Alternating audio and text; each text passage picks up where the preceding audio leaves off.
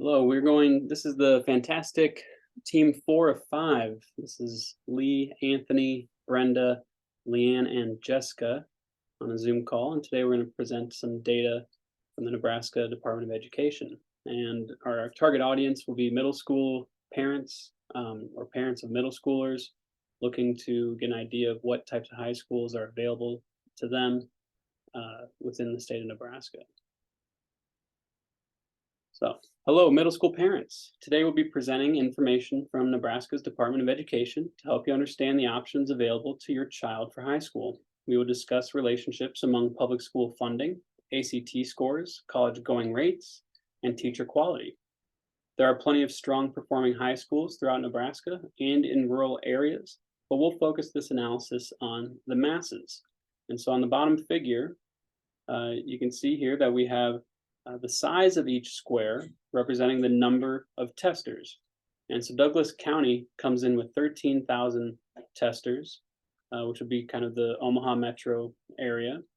Lancaster County, which would be, Lincoln area, comes in with a little under 6,500. And Sarpy County, which would be Bellevue and Papillion, comes in a little over 4,000. And so most of our students are concentrated in this Omaha metro area between Douglas and Sarpy County. And this is where we will focus our attention in this presentation.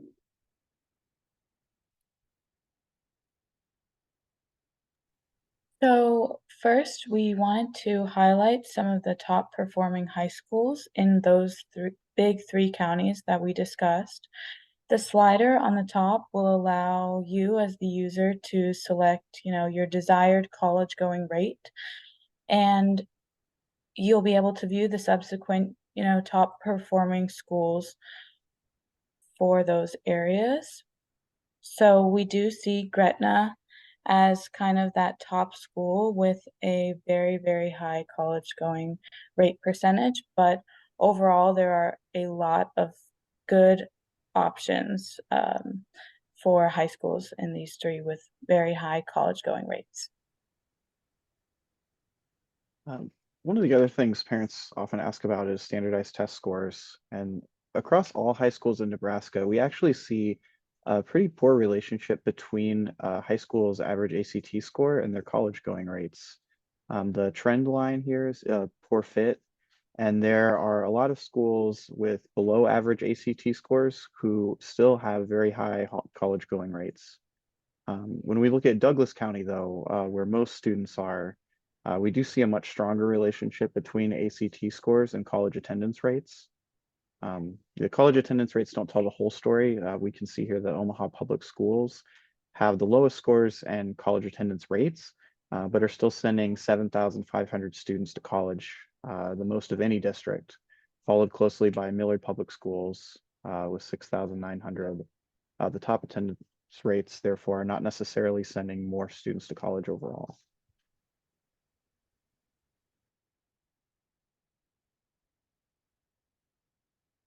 Another common inquiry from parents is related to funding.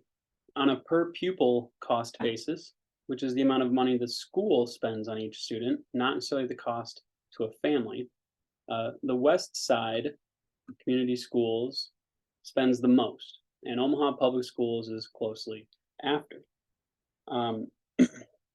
Bellevue also is relatively high with Ralston. So these top four spend the most money per student. And this may be a bit surprising because many people think of Elkhorn, Gretna, and Bennington districts as expensive, right?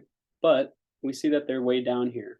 And it may be expensive to live in those districts where home prices may be a little bit higher and property taxes a little bit higher. But it is important to know that in Nebraska, students are frequently able to attend public high schools outside of the district they live. And so as parents and children, you should be looking at all schools to determine which may be the best fit. So we see from the figure on the left that college going rates, the size of the data point, and ACT scores are not associated with local, state, and federal revenue sources or per pupil or student cost. When looking at normalized values of ACT scores and per pupil cost, it's pretty clear the relationship is currently inverted, High scores are coupled with lower costs per student. The efficiency, therefore, is best in these top 4 districts that you see. You see Elkhorn, Bennington, Millard, and Gretna. Westside and OPS, they seem to be on the wrong end of efficiency. But again, this is not in costs to the family itself. Perhaps these financial inefficiencies are to the benefit of the student by providing wide-ranging learning and extracurricular activities.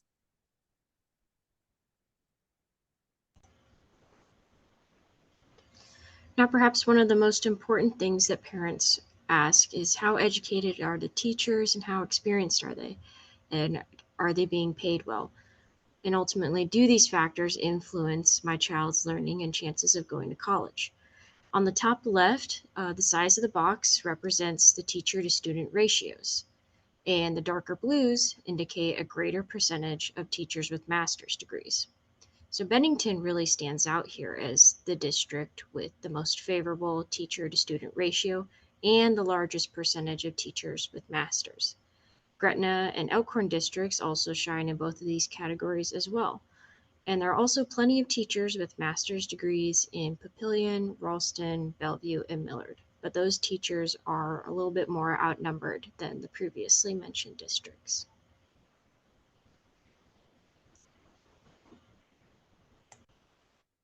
So the visual on the right explores the relationships between the teacher quality and their students' ACT scores and college going rates. The strongest relationship that we wanted to point out is seen in Douglas County, where teacher quality is positively related to ACT scores and college going rates on the bottom there as well. While in Sarpy County, teacher quality does not appear to be related to ACT scores, and teaching experience in Sarpy is actually negatively associated with scores and college going rates. However, in general, although teacher quality appears to have variable effects on college going rates, we can generally conclude that teacher quality isn't necessarily the only thing that influences these two numbers. There are other factors such as socioeconomic standing, career orientation, and family environments that might be leading to the different effects for college going rates and ACT scores.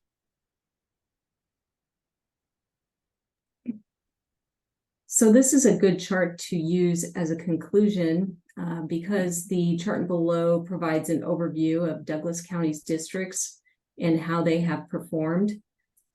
So in the vertical bars, you can see for the ACT scores and college attendance rates, the clear winners that intersect with those vertical bars, the horizontal bars, are the smaller districts of Elkhorn, Bennington, and Gretna.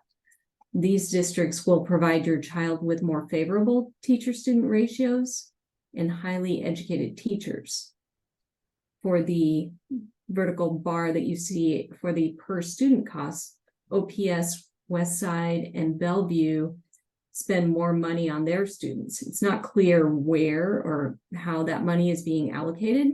It could be food, activities, teacher salaries, etc. But if you attend recruiting events, that will help you determine if these schools are right for you. So despite relatively lower college going rates, there are still a large number of students attending college from these high schools. This concludes our presentation on some of the high schools here in Nebraska with a focus on the Omaha metro area. Remember that many students attend schools outside of their home district. So if teacher quality and teacher-student ratios are of high value, the Bennington, Elkhorn, and Gretna schools would be your top choices. But if you would prefer that your child goes to a larger school with larger ranges of student cultures, interests, and activities, some of the bigger schools from Millard, the Millard district, remain top performers despite their large size. So we thank you for attending our presentation. We hope it helps you and your child find the best school for you. So So Dr. C, this would be the end of our presentation, and we wanted to have a few comments just about the development of this presentation. Firstly, we spent a lot of time, specifically Anthony and Jessica did a lot of cleaning and joining of multiple data sheets.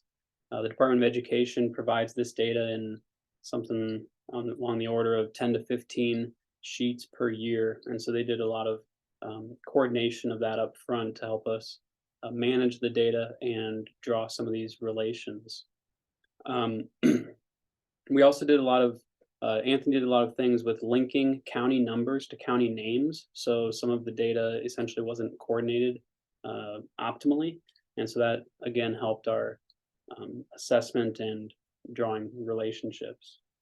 And then Brenda did a lot of work on the parallel coordinates plot, which was kind of our concluding plot to summarize our research and data visualizations. And so she did a lot of work with normalizing the calculations, as well as figuring out how to highlight specific groups in that plot. And then in general, we've worked a lot on filters and sizing, different marks and colors, trying to make things visually as simple as possible within a data set that provided a large variations of data, pretty large data sets in general. And so we hope that this has done a decent job of drilling down and giving middle school parents as our audience a good general idea of what some of their options are, and maybe could focus their efforts on finding the right school. And that concludes our video.